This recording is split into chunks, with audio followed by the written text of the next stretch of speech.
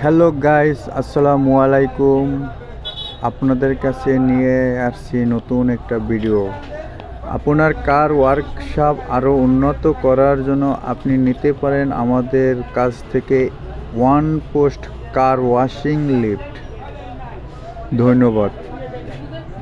আমাদের কাছে আরও গ্যারেজের নতুন নতুন ইকুইপমেন্ট পেতে আমাদের চ্যানেলটি সাবস্ক্রাইব করার জন্য অনুরোধ করা হলো। ধন্যবাদ।